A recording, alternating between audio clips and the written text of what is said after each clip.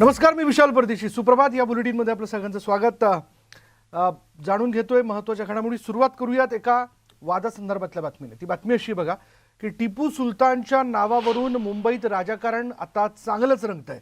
आता मुंबईचे महापौर किशोरी पेडणेकर आणि आमदार अस्लम शेख यांनी भाजप आमदार अमित साटम यांच्यावर आरोप केला. टिपू सुलतानच्या नावाला विरोध करणाऱ्या भाजपचे आमदार अमित साटम यांनी देखील नगरसेवक असताना त्यांच्या मतदारसंघातील रस्त्याला टिपू सुलतानचं नाव दिलं होतं असा आरोप करण्यात आलाय. मात्र अमित साटम यांनी हे आरोप फेटाळून लावलेत. पुरावा असेल तर महापौरांनी द्यावा, नाहीतर मानहानीच्या दाव्याला सामोरं जावं. आणि अस्लम शेख यांनी लॉकडाऊनमध्ये कॉर्डिलियाला परवानगी कशी दिली हे आधी स्पष्ट करावं असं अमित साटम यांनी म्हटलं.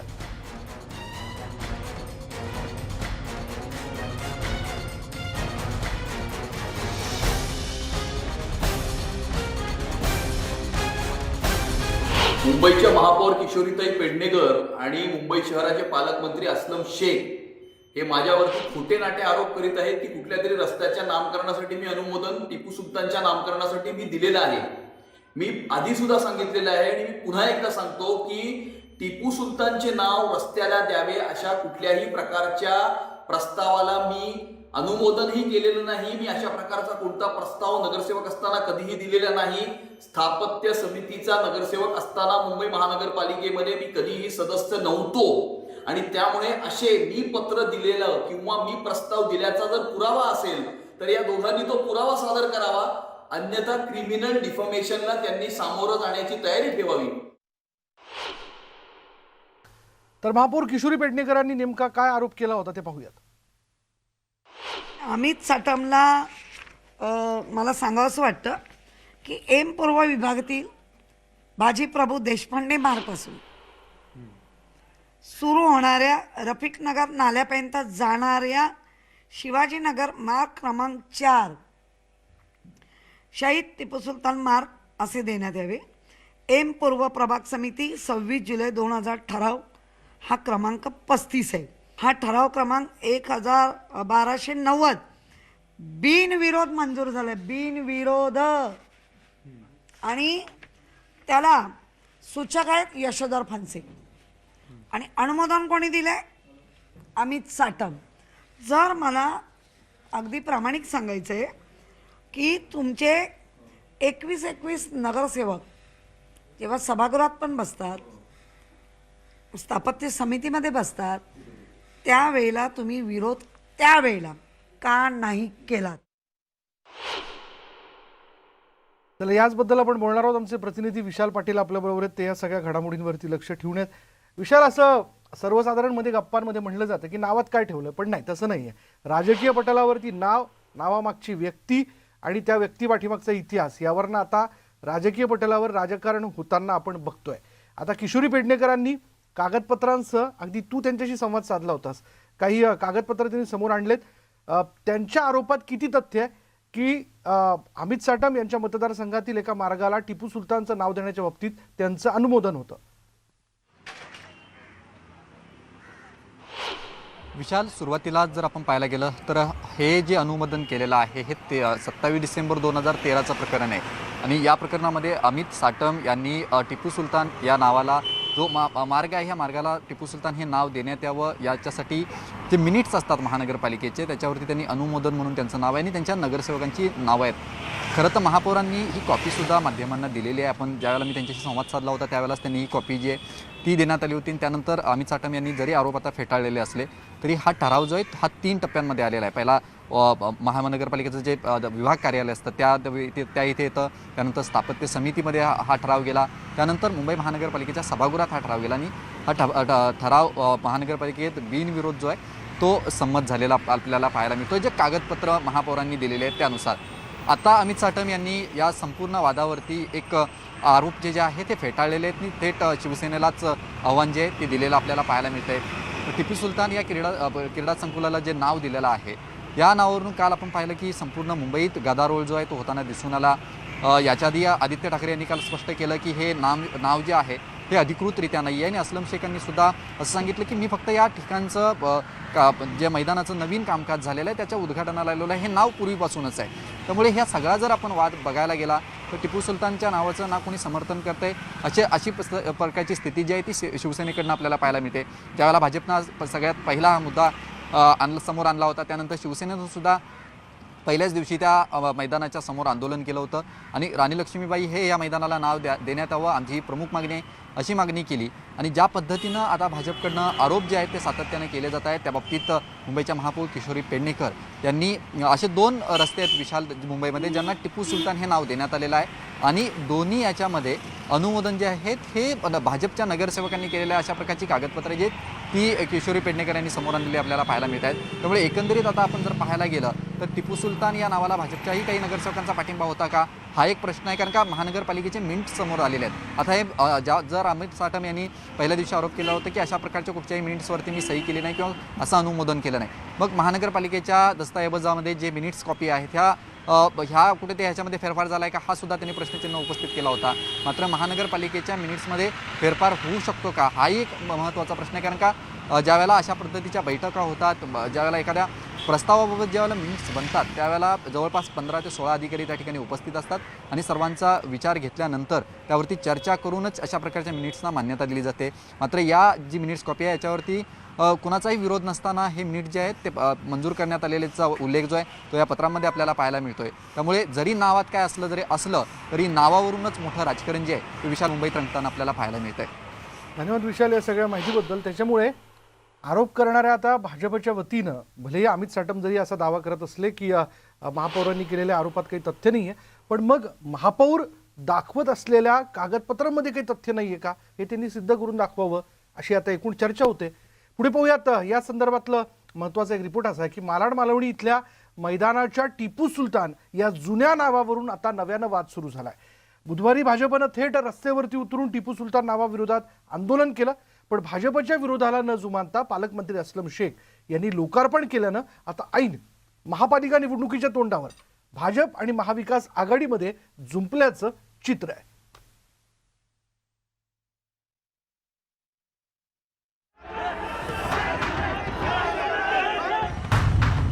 टिपू सुलतान नावाविरोधात भाजप आक्रमक.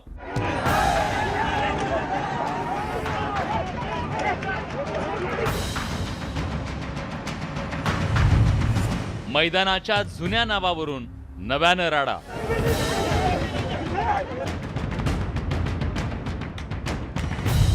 मनपा निवडणुकीच्या तोंडावर आरोप प्रत्यारोप.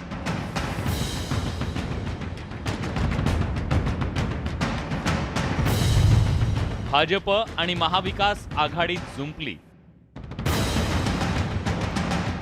मालाड मालवणीतील वीर टिपू सुलतान क्रीडा संकुलाच्या टिपू सुलतान नावाला सुरू झालेला हा विरोध. बुधवारी एकीकडे मैदानात लोकार्पण सोहळ्याची तयारी सुरू असताना मैदानाबाहेर मात्र भाजपनं टिपू सुलतान नावाच्या विरोधात आक्रमक आंदोलन केलं.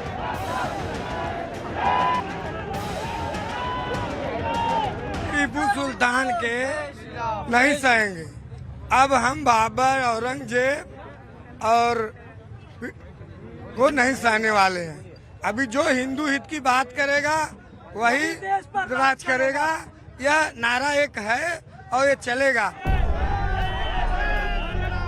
पोलिसांनी आंदोलकांची धरपकड करत त्यांना पांगवण्याचा प्रयत्न केला, पण भाजप आणि बजरंग दलाच्या कार्यकर्त्यांची संख्या जास्त असल्यानं आंदोलक पुन्हा पुन्हा रस्त्यावर येऊन ठिय्या मांडत होते. छत्रपति शिवाजी का अपमान, करोड़ों हिंदुओं का अपमान, लाखों करोड़ों का धर्मांतरण किया, लाखों का नरसंहार किया. हिंदू समाज यह अपमान नहीं सहेगा. जुलमी पद्धतीनं महाविकास आघाडी सरकार पोलिसांच्या माध्यमातून काम करते. म्हणजे लोकशाही पद्धतीनं आंदोलन करत असताना आमचे खासदार असतील, आमदार असतील यांना अटक करणं, त्यांना ओढून ताणून त्या ठिकाणी पोलिसांच्या गाडीत बसवणं, मला वाटतं हा अतिरेकपणा सरकारचा या ठिकाणी चाललेला आहे. मैदानाच्या बाहेर भाजप टिपू सुलतान नावाला विरोध करत असताना तिकडे मैदानात मात्र काँग्रेसचे नेते आणि मुंबईचे पालकमंत्री असलेल्या अस्लम शेख यांच्या हस्ते वीर टिपू सुलतान क्रीडा संकुलाचा लोकार्पण सोहळा संपन्न झाला. यावेळी असलम शेख यांनी पुन्हा एकदा भाजपवर निशाणा साधलाय. भाजपच्या माजी नगरसेवकांनी टिपू सुलतान यांच्या नावाचा प्रस्ताव दिल्याचं सांगत आपण नावाचं नाही तर विकास कामाचं लोकार्पण केल्याचा टोला असलम शेख यांनी लगावलाय. वरिष्ठ नेता हे नावाचा विरोध करत आहे. त्यांनी स्वतःचे नगरसेवक व आत्या असलेले आमदाराला विचारला पाहिजे की तुम्ही आपले मतदारसंघामध्ये ह्या रोडचं नाव वीर टिपू सुलतान का दिलं, आणि आज निवडणुका आली का तुम्हाला हे सगळं दिसतोय, मग आधी का नाही विरोध केला. टिपू सुलतान नामकरणाचा राजकारण तापलेलं असताना विरोधी पक्षनेते देवेंद्र फडणवीसांनी हिंदूंवर अनन्वित अत्याचार करणारा टिपू सुलतान देश गौरव होऊ शकत नाही असं म्हणत नामकरणाला विरोध दर्शवलाय. दुसरीकडे शिवसेना मात्र या प्रकरणात सावधपणानं पावलं टाकत असल्याचं चित्र आहे. ज्या टिपू सुलतानानं हिंदूंवर अनन्वित अत्याचार केले, तो टिपू सुलतान आमचा देश गौरव होऊ शकत नाही, त्यामुळे त्यांचं नाव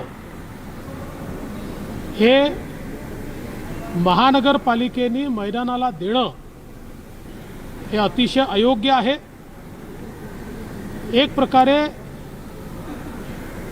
अत्याचार करणाऱ्याचं महिमामंडन करण्याचं काम या ठिकाणी होत आहे, आणि म्हणून अशा प्रकारचा हा जो काही निर्णय आहे तो रद्द केला पाहिजे. कुठेच अधिकृत तिथे झालेलं नाही आणि तो अधिकार महापालिकेचा असतो. कुठेही महापालिकेत तसा ठराव अजून तरी आमच्या समोर आलेला नाही.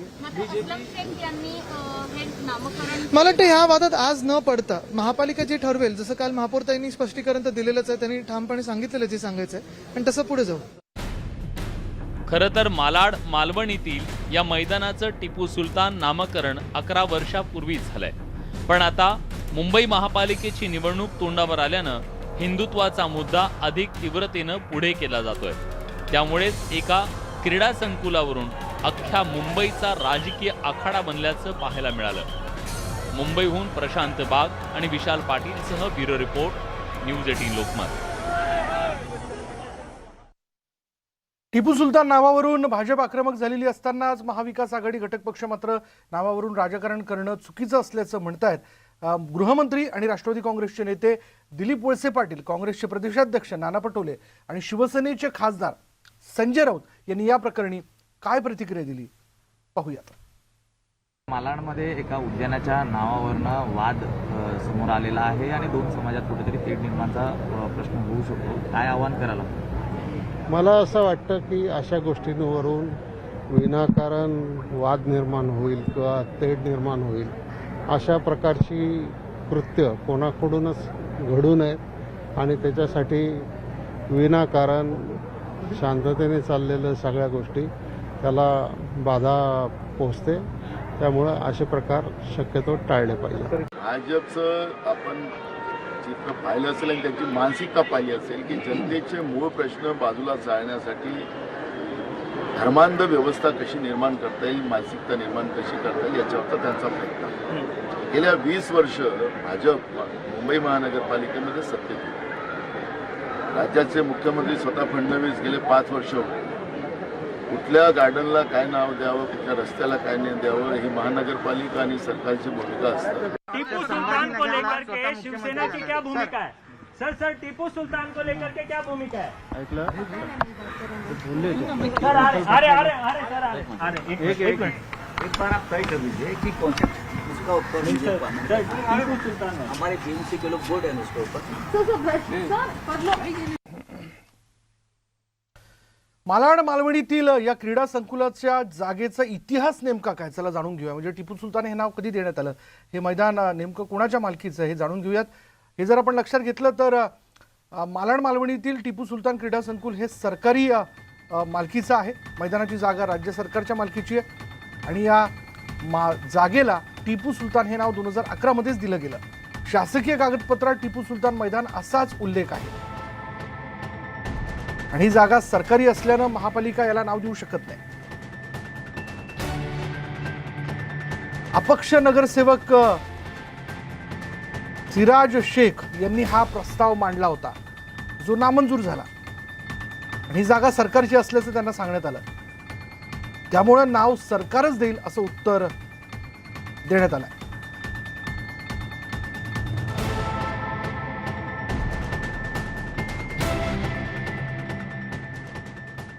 पुढे पाहूयात, बातमी आहे आमदार नितेश राणे यांच्या संदर्भातली. संतोष परब यांच्यावरील हल्ल्याचं प्रकरण जर आपण लक्षात घेतलं, या प्रकरणात आता आमदार नितेश राणेंनी सुप्रीम कोर्टात धाव घेतली आहे. त्यांच्या अटकपूर्व जामीन अर्जाच्या याचिकेवर आज सुप्रीम कोर्टात सुनावणी होणार आहे. मुकुल रोहतगी हे नितेश राणेंची बाजू मांडणार आहेत, तर संतोष परब हल्ला प्रकरणात आपण बघतोय सत्र आणि उच्च न्यायालयाने नितेश राणे यांना अटकपूर्व जामीन नाकारल्यानंतर आता केंद्रीय मंत्री नारायण राणे यांनी मोठा निर्णय घेतला आहे. नितेश राणे यांनी अटकपूर्व जामिनासाठी नुकतीच सर्वोच्च न्यायालयात धाव घेतली आणि आज या प्रकरणी सुप्रीम कोर्टात सुनावणी होणार आहे. या ठिकाणीही जामीन न मिळाल्यास नितेश राणे यांच्या अडचणीत मोठी वाढ होऊ शकते. त्यामुळे आता नितेश राणे आणि यांनी आपले जुने वकील बदललेत.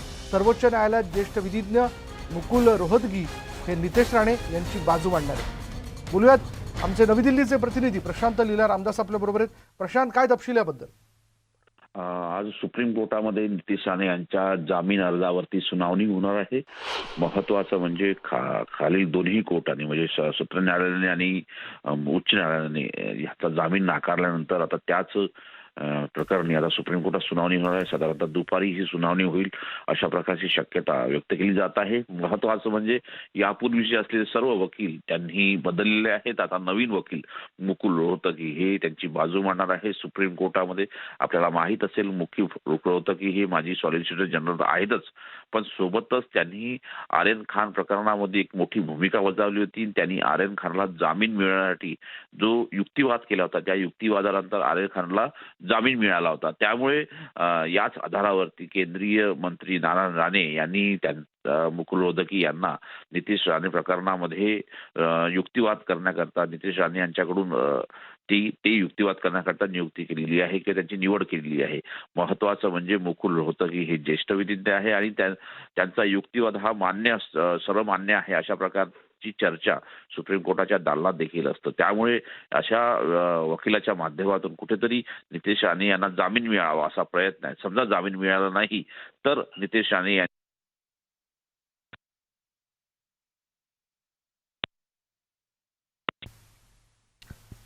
तर त्यांना जामीन मिळाला नाही तर त्यांच्या अडचणींमध्ये वाढ होऊ शकते असं आपण बघतोय. पण प्रशांत, साधारण किती वाजेपर्यंत ही सुनावणी होऊ शकते याबद्दल काय कळू शकलंय का?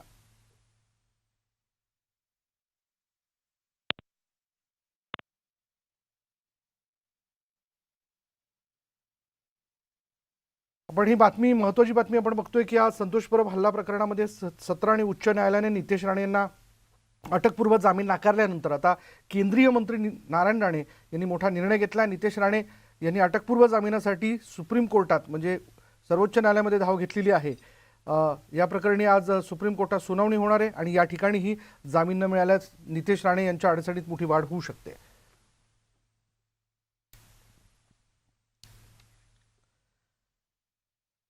आता बातमी पाहूयात मुंबईतील कचरा वर्गीकरण केंद्रातील गैरप्रकारासंदर्भातली. न्यूज 18 लोकमतनं मुंबईतील कचरा वर्गीकरण केंद्रात गैरप्रकार झाल्याचं उघड केलं.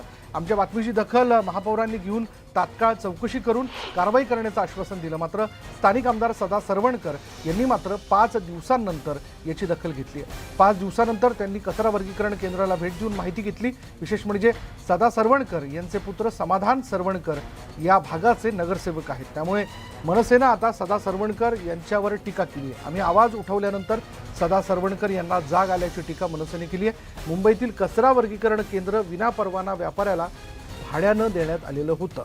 त्याची बातमी न्यूज 18 लोकमतनं लावून धरली होती.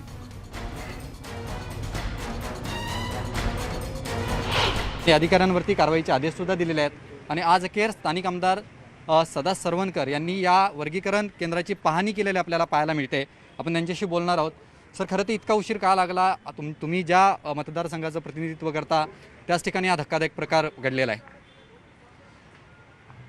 खरं म्हणजे ही जी वास्तू आहे ही सार्वजनिक सुलभ आणि यासाठी आहे.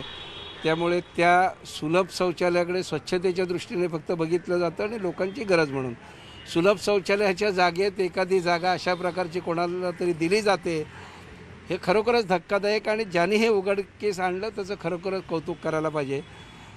असणारे इथे समोर टेम्पो आणि ह्या सगळ्या गोष्टींमुळे कोणाचं लक्ष जात नव्हतं, पण ही ज्यांनी कोणी केलेली आहे, महापौरांनी सुद्धा तशा प्रकारचे आदेश दिले आहेत की त्यांच्यावर कारवाई करा. आमचंसुद्धा निश्चित या ठिकाणी लक्ष राहील आणि ज्या कामासाठी ते बनवले त्याचा तो उपयोग होईल यासाठी आम्ही प्रयत्न निश्चित. ज्या अधिकाऱ्यांनी हे सगळं केलेलं आहे की ही वास्तू खरं म्हणजे सार्वजनिक उपयोगाची आहे आणि तिचं एखाद्या ट्रस्टला देऊन किंवा बचत गटाला देऊन ती वास्तू जर काही व्यावसायिक हे साध्य केलं असेल तर निश्चित कारवाई करू आणि आजपासून मी या चौकशी आणि त्याचा पाठपुरावा करायला सुरुवात करीन. सर, एक शेवटचा प्रश्न. याच्यामध्ये सगळ्या ह्या प्रकारामध्ये महानगरपालिकेचे अधिकारी पोलीस स्टेशनशी संपर्क साधतायत. त्यांनी एक पत्रसुद्धा पोलिसांना दिलेलं आहे. मात्र कुठेतरी FIR घेण्यासाठी पोलिसांकडनं टाळाटाळ केली जाते, अशा पद्धतीचा एक प्रकार समोर येतोय. तुम्ही आता याच्या बाबतीत काय भूमिका घेणार आहात? मला असं वाटत नाही की जर तसा गुन्हा घडला असेल तर तो पोलीस टाळाटाळ करतील. पोलीस निश्चित त्याच्यावरती गुन्हा दाखल करतील आणि आमदार म्हणून मी ते काम करण्यासाठी त्यांना निश्चित भाग पाडेन. नक्कीच न्यूज 18 लोकमतनं हा प्रकार समोर आणल्यानंतर आज या स्थानिक आमदार जे आहेत त्यांनी आज या वर्गीकरण विभागाला भेट दिलेली आहे, त्यांनी पाहणी केलेली आहे आणि संबंधितांवरती कारवाई करण्यात यावी अशी मागणीसुद्धा केलेली आहे. Video journalist Prashant मोहितेसह Vishal Patil, news 18 Lokmat, Mumbai. आणि याच विषयी मनसेचे नेते यशवंत किल्लेदार यांनी काय प्रतिक्रिया दिली आहे तेही पाहूया. ज्या विधानसभेचे ते आमदार आहेत त्या विधानसभेत ते वर्गीकरण केंद्र आहे. त्याच प्रभागाचं त्यांचा मुलगा नगरसेवक आहे. हे काय झोपले होते का इतके दिवस? आणि त्यांची ते कार्यालय जे आहे नगरसेवकांचं हे हाकेच्या अंतरावर आहे. त्यांना दिसत नाही ह्या गोष्टी?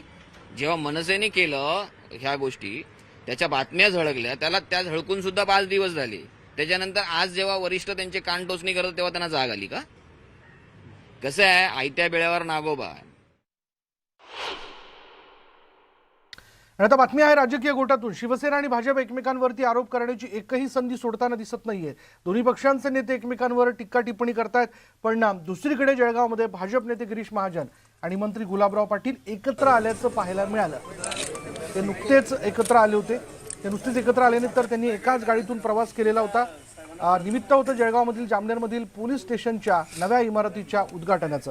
आणि आता दोन्ही नेत्यांनी एकत्र चर्चा करून गाडीतून प्रवास केल्यानं सर्वांच्या भुवया मात्र उंचावल्या.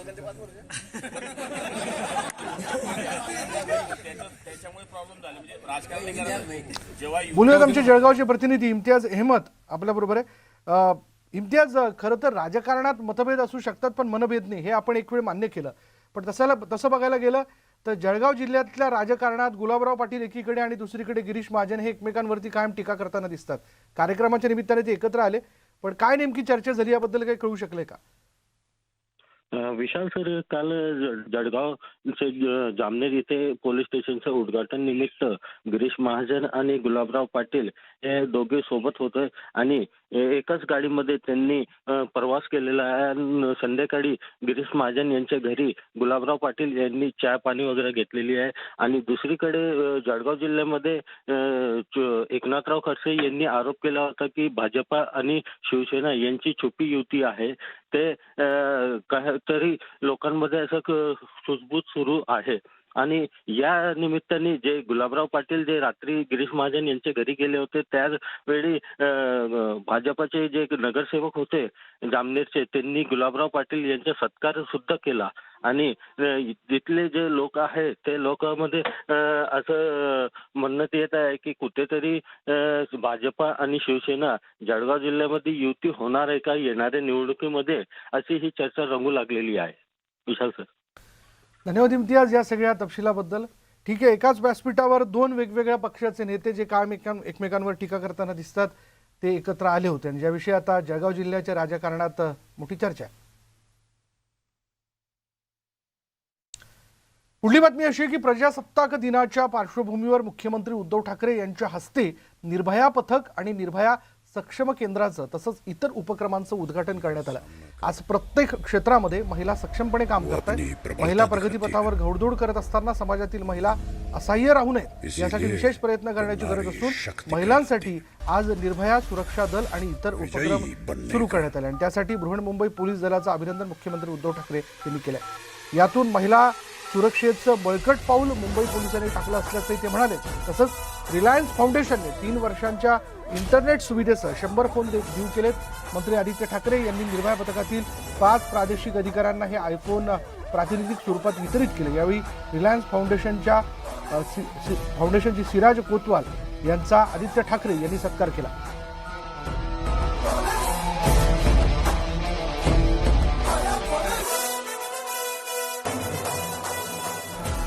यानंतर इथं वेळ झाली का ब्रेकची. ब्रेक घेऊयात. पहा फक्त न्यूज 18 लोकमत.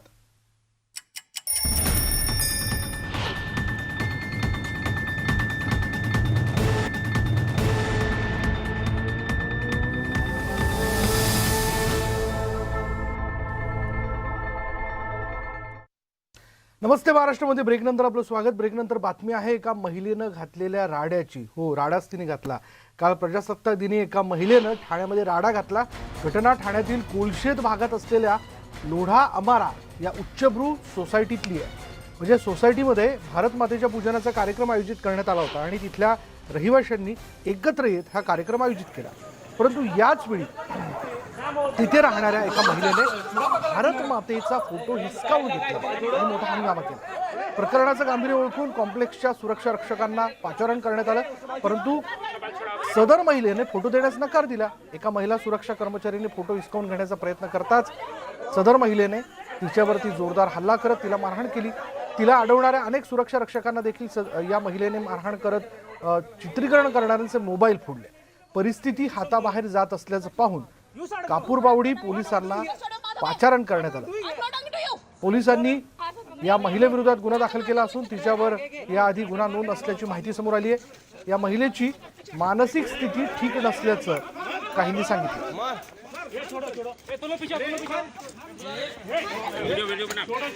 बोलूयात आमचे प्रतिनिधी अजित मांढरे आपल्या बरोबर आहेत. अजित, नेमकं काय म्हणजे ही महिला एवढा आक्रमक होण्याचं कारण काय? या महिलेची मानसिक स्थिती बरोबर नाहीये का, की दुसरंही काही कारण आहे?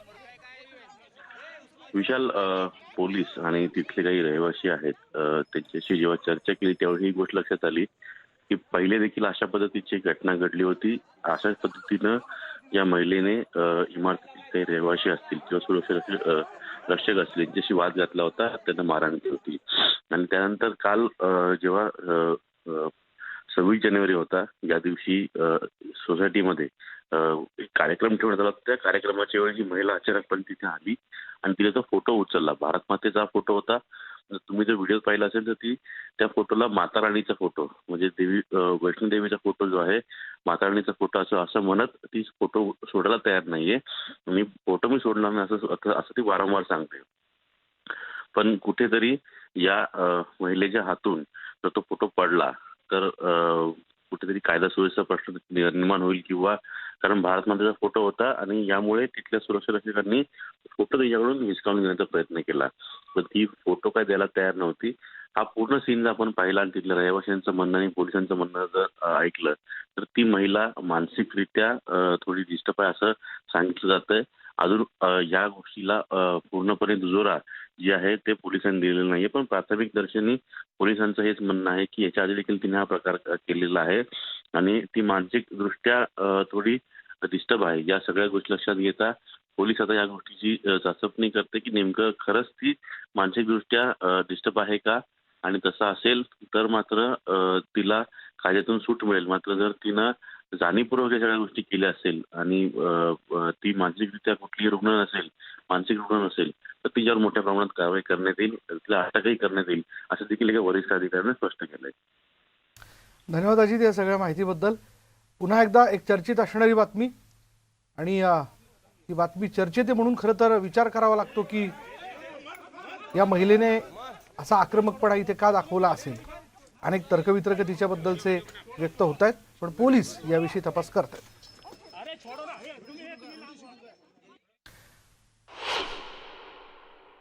यानंतर एक महत्त्वाची बातमी अशी हाती येते की नक्षलवाद्यांनी एक रेल्वे ट्रॅक उडवलाय. झारखंड राज्यातली ही घटना आहे.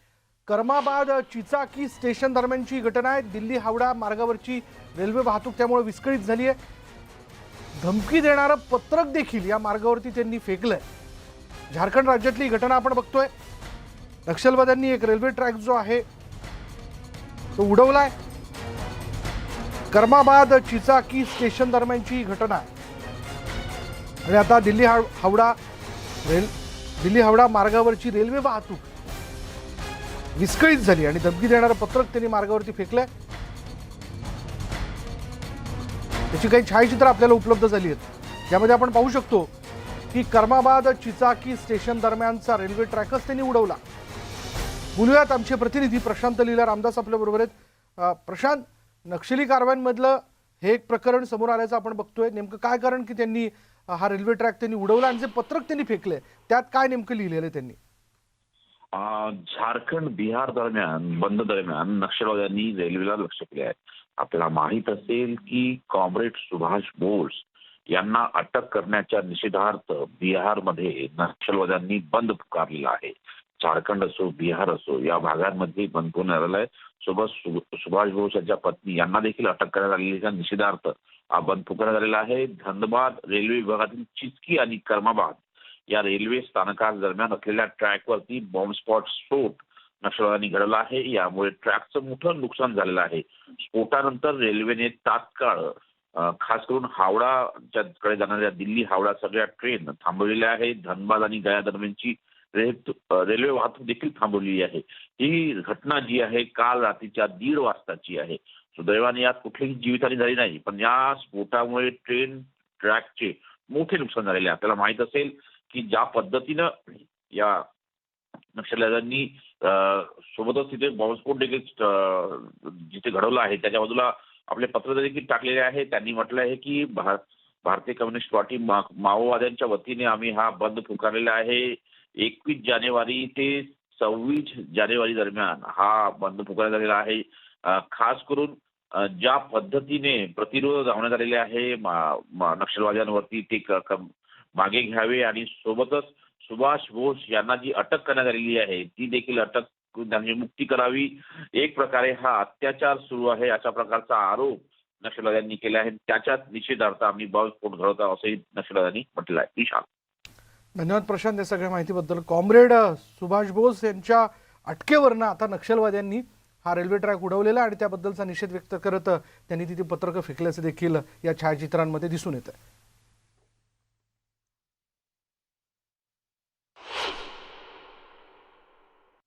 पुढली बातमी आपण पाहूयात. या बातमीवरून एक तर लक्षात घ्या की आपण जर सोशल मीडियावरती आहोत तर जरा सावध राहणं फार आवश्यक आहे. याचं कारणच आहे बघा की फेसबुकवर ओळख झालेल्या परदेशी मुलीनं गिफ्ट पाठवण्याचं आमिष दाखवत उल्हासनगरच्या तरुणाला 5 लाखांचा गंडा घातल्याचं समोर आलंय. उल्हासनगरमध्ये राहणाऱ्या महेश राजानी या तरुणासोबत हा फसवणुकीचा प्रकार घडला आणि या प्रकरणी मध्यवर्ती पोलीस ठाण्यात गुन्हा दाखल करण्यात आला.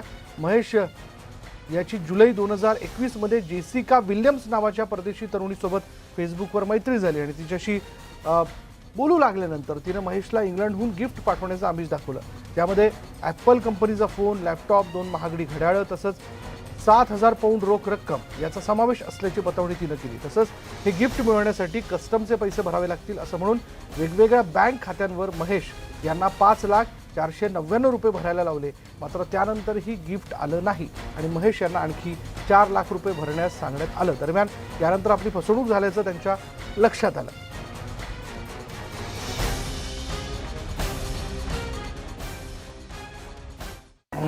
नॉर्मल बात है कि तो उसने मेरे से मेरा व्हाट्सएप नंबर मांगा और व्हाट्सएप नंबर मांगने के बाद उसने मेरे को गिफ्ट का और पैसों का लालच दिया.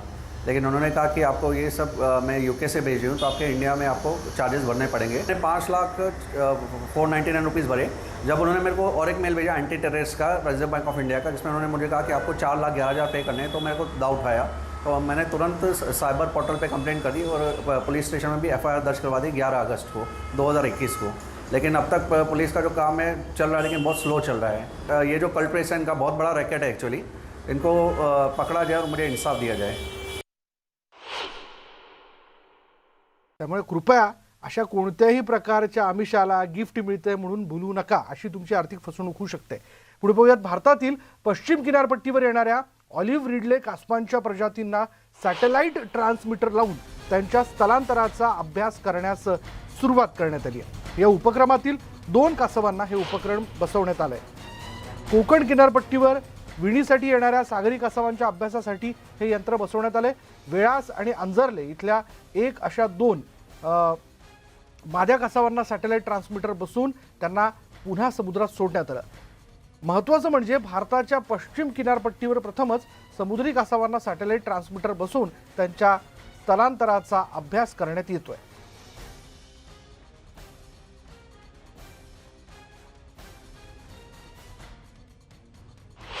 काम हाती घेतलं आणि ते म्हणजे आपल्याकडे ज्या माद्या अंडी घालायला किनाऱ्यावरती येतात त्यापैकी काही माद्यांना सॅटेलाईट टॅग लावायचे की जेणेकरून ह्या माद्या समुद्रात गेल्यानंतर कुठे कुठे प्रवास करतात त्याची माहिती ह्यापुढे आपल्याला मिळणार आहे. तर अजूनपर्यंत आपलं संरक्षण आणि संवर्धन च्या दिशेने चाललेलं काम आता एका नव्या वाटचालीवरती आहे. मादी कासव समुद्रामध्ये वर्षभरामध्ये किती प्रवास करते, कुठे कुठे जाते याची माहिती थोडक्यात आता आपल्याला मिळणार आहे. आणि आपण ह्या सगळ्या मार्फतच कासवाच्या अजून वेगवेगळ्या जीवनशैलीबद्दल काही माहिती घेऊ शकू. संरक्षण आणि संवर्धन याचंच आपण काम करत होतो. पण आता कालच आपण वेळास आणि अंजर्ल्यामध्ये 2 कासवांना सॅटेलाईट टॅगिंग केलं आहे. आणि वेळासमध्ये जे टॅगिंग केलं त्या कासवाचं नाव प्रथमा ठेवलं आहे आणि जे अंजर्ल्यामध्ये केलं त्याला सावनी असं नाव दिलं आहे.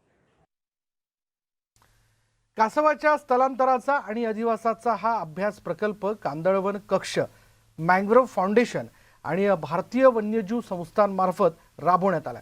दरवर्षी नोव्हेंबर ते मार्च महिन्यादरम्यान ऑलिव्ह रिडले प्रजातीची मादी कासवं कोकण किनारपट्टीवर अंडी घालण्यासाठी येतात. अरबी समुद्रातील त्यांचा अधिवास आणि स्थलांतर जाणून घेण्यासाठी त्यांना सॅटेलाइट ट्रान्समीटर लावण्याचा निर्णय मँग्रोव्ह फाउंडेशननं घेतला आणि या अंतर्गत 5 मादी कासवांना सॅटेलाइट ट्रान्समीटर लावण्यात येणार आहेत. यामधील 2 कासवांना मंगळवारी मध्यरात्री सॅटेलाइट ट्रान्समीटर लावण्यात आलं. समुद्री कासवाचा अभ्यास करण्यासाठी सॅटेलाइट लावण्यात आलेला आहे आणि त्याद्वारे आता नेमका याचा इतिहाससुद्धा उलगडा होणार आहे. नेमकं काय अभ्यास केला जाणार आहे आपण जाणून घेऊया. सर मला सांगा, कालच तुम्ही सॅटेलाइट लावलेला आहे, तुमचा प्रयोग यशस्वी झालेला आहे. नेमका त्यामधून काय इतिहास तुम्ही काय अभ्यास करणार आहात, त्याच्यातून काय उलगडा होणार आहे, कशा संदर्भात अभ्यास केला जाणार आहे? तर सर्वप्रथम मी असं सांगू इच्छितो की ऑलिव्ह रिडली सी टर्टल म्हणजे ऑलिव्ह रिडली कासव हे महाराष्ट्राच्या किनारपट्टीवर रायगड, रत्नागिरी आणि सिंधुदुर्ग इथे म्हणजे खूप म्हणजे वर्षापासून अंडी घालायला येतात. आणि आपल्या इकडे तसं म्हणजे 2002 पासून जे स्थानिक गावकरी आहेत आणि महाराष्ट्र वन विभाग ह्यांचं कन्झर्वेशन प्रोग्राम चालू आहे, जिकडे ते त्यांची अंडी संरक्षित करतात आणि पिल्लं परत सोडतात. आता ही जी कासवं आपल्याकडे येतात म्हणजे ह्या ज्या माद्या अंड्या घालायला येतात, ह्या अंडी घातल्यानंतर परत अरबी समुद्रात कुठे जातात, त्या कुठे त्यांचा वावर असतो, त्या कुठपर्यंत म्हणजे ट्रॅव्हल करतात, म्हणजे इकडनं खाली त्या लक्षद्वीपपर्यंत जातात की त्या आफ्रिकेत जातात का त्या ओमान या देशाकडे जातात की त्या कुठे असतात, जेव्हा त्यांचं म्हणजे आता विणीचा हंगाम असतो त्यावेळेस ते कुठे येतात, जेव्हा त्यांचं म्हणजे आपण ज्याला फीडिंग ग्राउंड म्हणतो जिकडे ते खाद्य वगैरे घेतात ते कोणते एरियाज आहेत हे आपल्याला आत्ता काहीच माहीत नाही आहे. अशा प्रकारच्या जे अभ्यास आहेत ज्याच्यामध्ये सॅटेलाईट ट्रान्समीटर जो त्यांच्या पाठीवर आपण लावलेला आहे, तशा प्रकारचा अभ्यास आधी ओडिसा इकडे बऱ्याच कासवांवर केलेला आहे. वाईल्डलाईफ इन्स्टिट्यूट ऑफ इंडिया ही भारतातील एक अग्रगण्य सायंटिफिक इन्स्टिट्यूशन आहे, तर त्यांनी तिकडे केलेलं आहे. शिवाजी गुरे, वेळास, रत्नागिरी. आणि यानंतर एक खास बातमी. देशात शाळा कॉलेजची सुरुवात राष्ट्रगीतानं होते. सरकारी कार्यालयांमध्ये ही राष्ट्रगीत वाजवलं जातं. मात्र राज्यातील एक असं गाव आहे की त्या गावाच्या रोजच्या कामकाजाची सुरुवात, बाजारपेठेची सुरुवात राष्ट्रगीतानं होते. कोणतं आहे हे गाव पाहूयात. व्यापारी आणि ग्रामस्थ बंधू भगिनींनो, राष्ट्रगीत सुरू होत आहे. आपल्याला विनंती आहे, राष्ट्रगीताचा आदर करा. जिथे असाल तिथे उभे राहा. राष्ट्रगीताचा मान राखा. राष्ट्रगीताची वाक्य कानी पडल्यावर शहरातले नागरिक जिथं असतील तिथं असं सावधानच्या स्थितीत उभं राहतात. सांगली जिल्ह्यातल्या भिलवडी गावातल्या नागरिकांनी देशाप्रती आपलं प्रेम व्यक्त करण्यासाठी संपूर्ण गावाची दिवसाची सुरुवातच राष्ट्रगीतानं करायचं ठरवलंय. 2 वर्षांपूर्वी सुरू झालेला हा उपक्रम आजतागायत सुरूच आहे. रोज सकाळी 9:10 गावात सार्वजनिक राष्ट्रगीत होतं आणि त्यानंतर नागरिकांच्या दिवसाची सुरुवात केली जाते. आमच्या सगळ्या व्यापारी संघटनेच्या प्रतिनिधींनी असं ठरवलं की रोजची सुरुवात ही राष्ट्रगीताने झाली पाहिजे. याचं प्रमुख कारण म्हणजे शालेय जीवनापासून राष्ट्रगीताचा आणि व्यापाऱ्यांचा दुरान्वय संबंध नव्हता. अशा वेळेला एक राष्ट्रभावना जागृत व्हावी आणि सकाळ सत्रामध्ये काही प्रेरणादायी वातावरणामध्ये व्यापाराची सुरुवात व्हावी या उद्देशानं आम्ही राष्ट्रगीताची सुरुवात केली. भिलवडी गाव हे रोज राष्ट्रगीत वाजणारं राज्यातलं पहिलं गाव ठरलंय, तर देशातलं 6वं गाव ठरलंय. गावातल्या व्यापारी संघटनेनं राष्ट्रगीतासाठी पुढाकार घेतला. व्यापारी संघटनेच्या पब्लिक ॲड्रेस सिस्टीमवरून राष्ट्रगीत लावलं जातं. त्याचा सर्व व्यापारी आणि ग्रामस्थ मान राखतात. भिलवडी गावचा अभिमान वाटेल अशा पद्धतीनं एखादं काम करायचं या हेतूनं हे राष्ट्रगीत आम्ही या ठिकाणी सुरू केलं आणि या राष्ट्रगीताचा अभिमान हे भिलवडीचे गावकरी असू देत, व्यापारी असू देत, हे राखत आहेत. भिलवडीच्या नागरिकांना अभिमानास्पद आहे. हा उपक्रम देशात, भारतात, जगात प्रसिद्ध व्हावा यासाठी मी शुभेच्छा देते व्यापारी संघटनेला. सकाळी 9 वाजता गावात एक सायरन वाजतो. काही मिनिटं देशभक्तीपर गाणी लावली जातात आणि त्यानंतर राष्ट्रगीत सुरू होतं. ग्रामस्थांनी सुद्धा या उपक्रमाचं स्वागत केलंय. सर्व व्यापारी आपण दुकानाच्या बाहेर येऊन राष्ट्रगीताचा मान राखत असतात आणि वाहनधारक देखील त्या टायमाला थांबले जातात. हे माझ्या मते देशातील हे दुसरं गाव आमचं असणारं आदर्श गाव म्हणून नाव लौकिकाला आलेलं आहे. अत्यंत चांगला असा उपक्रम हा राबवला जातो. ही संकल्पना चांगल्या पद्धतीने राबवली जाते आणि याचं सर्व श्रेय व्यापारी संघटनेच्या सर्व सभासदांना जाते. शाळा आणि सरकारी कार्यालयच नाही तर आता राज्यातल्या भिलवडी गावाची दिवसाची सुरुवातच राष्ट्रगीतानं होते. या अभिनव उपक्रमातून ग्रामस्थांमध्ये देशप्रेम जागृत ठेवण्यास मदत होणार आहे. या गावाचा आदर्श इतर गावांनी घेऊन नागरिकांमध्ये देशप्रेम रुजवावं हेच या निमित्तानं सांगणं. आसिफ मुरसल, न्यूज 18 लोकमत, सांगली. आणि यानंतर नमस्ते महाराष्ट्र या बुलेटिनमध्ये इथेच थांबणार आहोत. पहा फक्त न्यूज 18 लोकमत.